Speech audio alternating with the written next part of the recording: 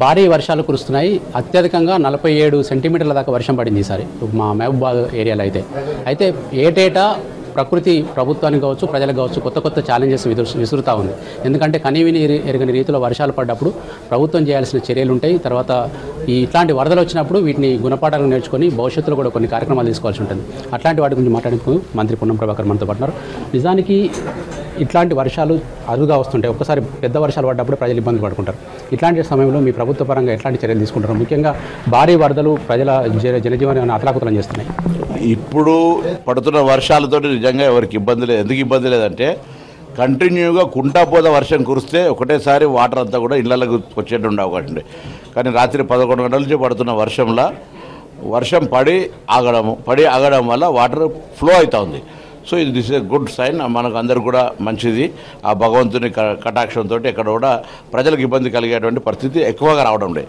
ఎక్కడెక్కడైతే అటువంటి పరిస్థితి ఇప్పటివరకు హైదరాబాద్ జంట నగరాల్లో కూడా అక్కడ అధికారులందరితో ఆన్లైన్ సమీక్షిస్తూ ఉన్నాం.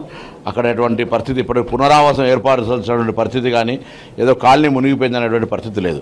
ఇక్కడ ఉమ్మడి జిల్లాలో కూడా 4 జిల్లా కలెక్టర్లు కావచ్చు, 4 జిల్లా పోలీసు అధికారులతో కానీ వాళ్ళంతా కూడా హెడ్ క్వార్టర్ బేస్ చేసుకొని మండల వారీగా వాళ్ళు సమీక్షలు నిర్వహిస్తూ ఉన్నారు. వాళ్ళందరితో కూడా మేము కూడా కోఆర్డినేట్ చేస్తూ ఉన్నాం.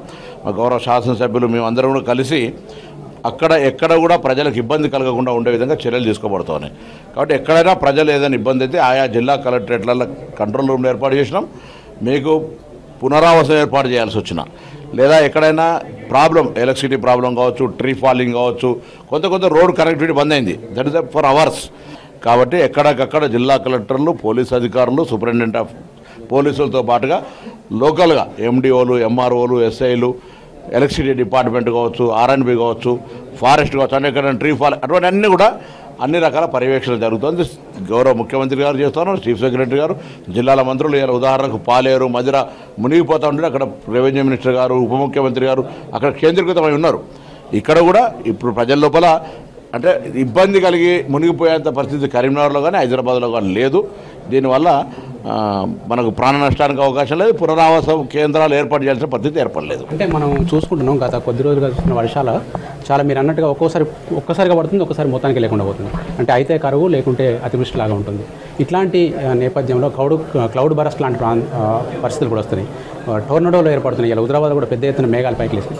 ఇట్లాంటి వాటిని అనుభవాలకు తీసుకొని ప్రభుత్వం ఏం చర్యలు తీసుకుపోతుంది? ఒక గతంలో మనకు మిడ్మానేర్ కట్టదగింది.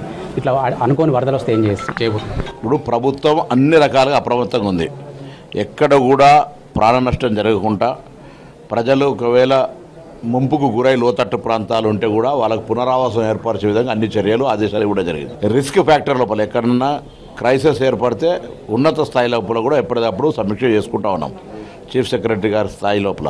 కాబట్టి బ్రీచ్ కావడమో లేకపోతే ఎక్కడనో ఇమీడియట్గా ట్రాన్స్పోర్ట్ ఫెసిలిటీ బంద్ కావడం అటువంటి పరిస్థితి లేదు. అటువంటిది ఉంటే వెంటనే నోటీస్ చేస్తాం. దానికి సంబంధించిన ఇమీడియట్గా రెమెడీస్ ఏర్పాట్లు చేస్తాం. 24 గంటలు పడాల్సిన వర్షం 4 గంటలు పడిపోతే లాభం లేదు. అదంతా కూడా వేస్టేజ్ కింద వెళ్ళిపోతుంది. ఇప్పుడు రియల్ వర్షం ఇట్లా గంట పడడము, అరగంట ఆగడం, ఇది మనకు ప్రయోజనం కలిగించేటువంటి వర్షం. తప్పకుండా అన్ని చెరువులు నిండాలని కోరుకుంటున్నాం. ఇప్పటికే దాదాపు ఒక 0.5% చెరువులు 100%కి వచ్చినాయి. అవి బ్రీచ్ కాకుండా ఉండే విధంగా మిగతా చెరువులన్నీ ఫుల్ కావాలని కోరుకుంటా ఉన్నాం. ముఖ్యంగా మనకు ఎక్కువగా నగరాలలో చాలామంది ప్రజలు ఇబ్బంది పడుతూ ఉంటారు. ఏదంటే మనకు నాలాలు ఆక్రమించుకోవడం కావచ్చు, తర్వాత గతంలో ఇప్పుడు హైడ్రా పనిచేస్తూ ఉంది, అక్కడ చెరువులను తీసేయడం కావచ్చు. అట్లా కరీంనగర్ లాంటి చిన్న టౌన్లో కూడా అట్లాంటి పరిస్థితి ఏర్పడ్డది. దాని గురించి భవిష్యత్తులో ఎట్లాంటి చర్యలు తీసుకుంటాం? ఇప్పుడు కరీంనగర్లో కూడా మనం ఫ్రాంక్లీ స్పీకింగ్ మనం కలెక్టరేట్ అదొక చెరువు.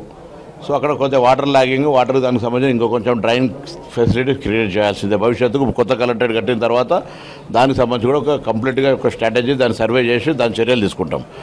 కరీంనగర్ దగ్గర కూడా చాలా ఫిర్యాదులు, గోపాల్ చెరువు కావచ్చు లేకపోతే ఇతరత్ర చెరువులకు సంబంధించి ఫిర్యాదులు వస్తూ ఉన్నాయి. జిల్లా కలెక్టర్ గారిని దానికి విచారణ చేయమని చెప్పినాం. విచారణ చేసిన తర్వాత ఎక్కడైతే ఆక్రమణలు ఉంటాయో హైడ్రానే అవసరం లేదు. జిల్లా కలెక్టర్ హ్యావింగ్ ఎవ్రీ పవర్ ఆక్రమణకు వ్యతిరేకంగా నిర్ణయాలు తీసుకొని చర్యలు తీసుకోవడానికి అన్ని జిల్లా కలెక్టర్కి ఆదేశాలు ఉన్నాయి. హైదరాబాద్లో ఉన్న ప్రత్యేక పరిస్థితులలో అవి ఆల్రెడీ గత కొద్ది కాలంగా కేంద్రీకృతమైపోయి జామ్ అయిపోయినటువంటి పరిస్థితులలో ఒక ప్రత్యేకించిన సంస్థ ఏర్పాటు వచ్చి దానికి నిఘా వ్యవస్థను ఏర్పాటు చేయాల్సిన అవసరం వచ్చింది. భవిష్యత్తులో దీనివల్ల ఇంకా రెగ్యులర్ యాక్టివిటీలో ఎక్కడ కబ్జా కాకుండా చూడడం ఒకటి, పాతాన్ని రిస్టోర్ చేయడం. ఒకసారి వర్ష ప్రభావితం సక్రమంగా ప్రజలకు ఉపయోగపడే వర్షాలు పడుతున్నాయి కాబట్టి ఇబ్బంది లేదు. ఇక ప్రాజెక్టుల విషయానికి వస్తే మన దగ్గరనే మేజర్ ప్రాజెక్టులు మన దగ్గర ఉన్నాయి ఉమ్మడి జిల్లాలో. ఎల్లంపల్లి నుంచి ఎత్తిపోస్తున్నారు, ఓకే. కాకపోతే ఎల్లంపల్లి నుంచి ఇప్పటివరకు మిడ్ మానేర్లోకి వచ్చింది ఈ సీజన్లో 26 టీఎంసీలు మాత్రమే వాళ్ళు చెప్తున్న లెక్క. దాని కెపాసిటీ 27.5 టీఎంసీలు. అక్కడి నుంచి వెళ్ళి మనకు అన్నపూర్ణ కావచ్చు, కొండపోచమ్మ, రంగనాయక సాగర్, మన ఎల్లంపల్లి కూడా వస్తున్నాయి. కానీ ఇవి వర్షాలు లేకపోతే పరిస్థితి ఏంది? ఎల్లంపల్లి పరిస్థితి ఏంది? ఎల్లంపల్లి నుంచి మీరు ఎత్తిపోస్తామంటే సరిపోవనేది బీఆర్ఎస్ ఆరోపిస్తున్నమాట. దీన్ని కాళేశ్వరం మీరు వాడుకోరా భవిష్యత్తులో? ఇప్పుడు కాళేశ్వరం నుంచి వచ్చినా ఇవి మళ్ళీ ఎల్లంపల్లినే పోయాల్సిందే, ఎల్లంపల్లి నుంచి మళ్ళీ ఇక్కడికి తేవాల్సిందే. పోకుండానే ఎల్లంపల్లి నుంచి కిందికి పోకుండా వాటర్ ఆపుకొని దాని ముందే ఒక వ్యూహాత్మకంగా ఎల్లంపల్లి వాటర్ తీసుకొస్తా ఉన్నాం. ఇక ప్రాణహిత చెవెల నుంచి కిందికి సుందిల్లా పోయే వాటర్కు సంబంధించిన ముందు నుండే ప్రణాళిక చేయాల్సిన అవసరం ఉండేవాళ్ళు. ఇంజనీర్లు, సాంకేతిక నిపుణులు ఆ నీళ్లు నిల్వ చేయరాదని ఇటువంటి ఇచ్చిన సూచన మేరకు తప్ప వ్యక్తిగతంగా ఏం లేదు. తప్పకుండా రేపు పొద్దున శ్రీరామ్ సాగర్ నిండుతూ ఉంది, వరద కాలువ ద్వారా అవి కూడా మిడ్మానేరుకి వస్తాయి, ఎల్లంపల్లి నీళ్ళు మిడ్మానేరుకి వస్తాయి. ఈ నీళ్ళన్నింటినీ up to Kodad Kakatiya canal కావచ్చు, శ్రీరామ్ సాగర్ నుంచి వచ్చే కాకతీయ కెనాల్కి సంబంధించి కావచ్చు, ఇక్కడి నుంచి పోయే లోయర్ మానేర్, మిగతా అన్నీ కూడా నిండి ఎక్కడ కూడా ప్రకృతి పరంగా ఇబ్బంది రాదు అని ఈసారి అనుకుంటా ఉన్నాం. అన్ని చెరువులు, డ్యాములు నిండి ప్రజలు సుభిక్షంగా ఉండేటువంటి విధంగా భగవంతుడు కరుణిస్తారని ఆకాంక్షిస్తున్నాం. ఇది ఓవరాల్గా మంత్రి పొన్నం ప్రభాకర్ అయితే చెప్తున్నారు. వర్షాలతోటి ప్రజలకు ఎట్లాంటి ఇబ్బందులు రాకుండా చూస్తున్నాం, అదేవిధంగా ప్రాజెక్టు నీళ్లను పూర్తి స్థాయిలో సద్వినియోగం చేసుకుంటామని చెప్తున్నారు. కెమెరామ్యాన్ కవికుమార్తో వెంకటేష్, V6 న్యూస్, కరీంనగర్ నుంచి.